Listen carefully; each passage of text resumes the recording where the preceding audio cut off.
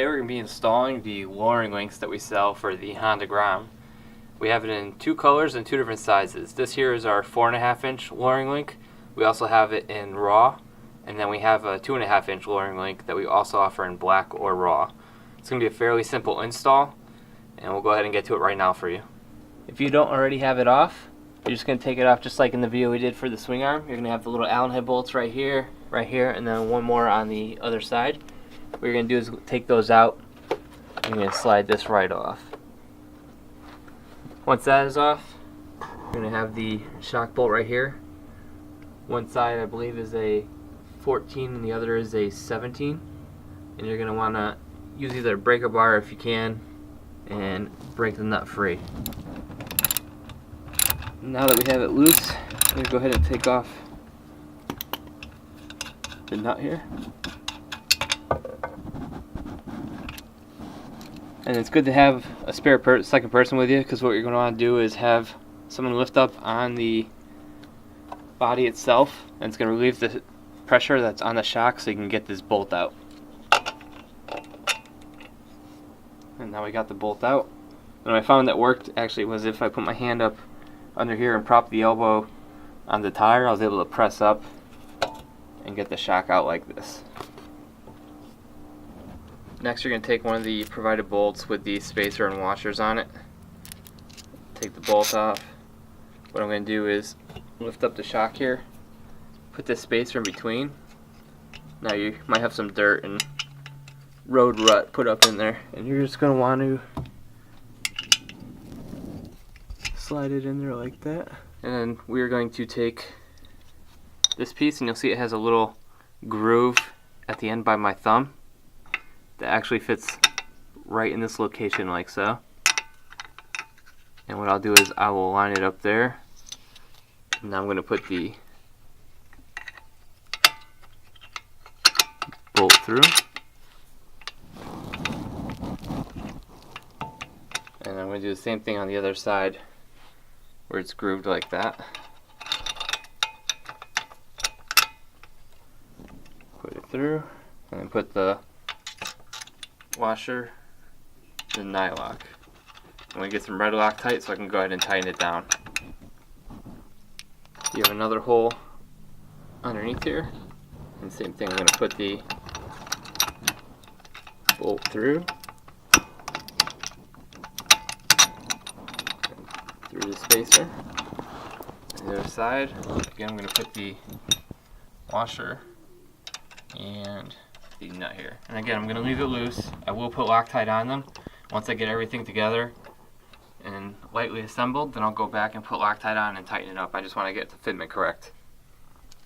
Now for this part, again, if you have someone available to help you, it's going to be a lot easier, because what you're going to have to do is pick up on the swing arm, and what will allow you to do is get this shock to rest into this place here. What we're going to do is lift up on the swing arm. I'm going to put the shock in place.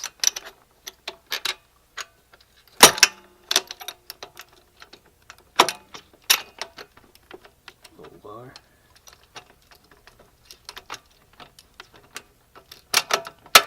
Alright. And now I got it through.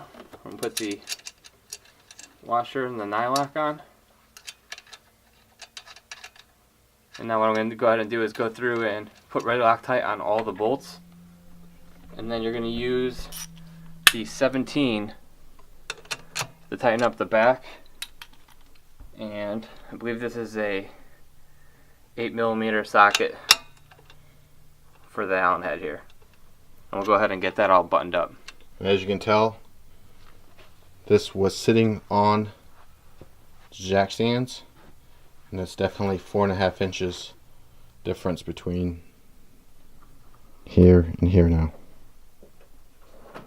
So we'll get it all tightened up and put it on the ground. I'm going to go ahead and tighten up all these pieces now.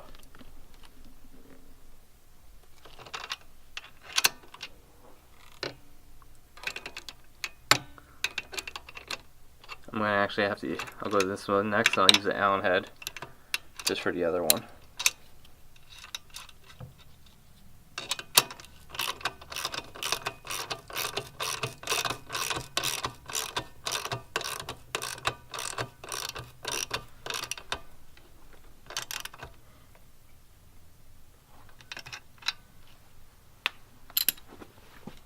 So you can see, if you want to keep your fender, you're gonna have to do some trimming in order for it to fit. So we kind of marked out where we're gonna trim, and we're just gonna use a Dremel. You could probably use a blade, it'll just take a while. We're gonna use the Dremel and go ahead and trim that out right now so we can try to fit that on.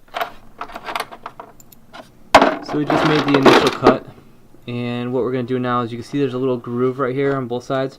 We're gonna actually follow that groove up and expand the cut like that, because it is still catching in these lower corners right here and right here. You can see this is what we ended up doing to trim it up. We had to go up a little bit more, and that's about how high we went up to on the inside, so you can use it as a reference point. And this is a 2017 Grom. We went right up to about that line there, and now it's going to fit fine. We're going to go ahead and put this on, button it back up, and we'll be all done. And as you can see, the bike is down on the ground, the fender is on, and now that it's trimmed, it fits good. We recommend you put it back on. I know it looks cool without it, but you could keep from chain grease splitting up, and if you're going in the water, it's going to save your back end from getting wet. It looks really good now with that on there. One more thing we have to mention is, with this kickstand now, especially with having this extended swing arm, it stands the bike straight up. So what you can do is cut it down at the tab right here, and you're going to drop it down about a couple inches, and that's going to give the bike the lean that it needs, and this way it's not sitting straight up. It's a fairly easy install. I think the most work was the fender itself, just trimming it, getting it correct. But that there is our lowering link for the Honda Grom. We'll have more videos coming out soon. Be sure to like, share, and subscribe.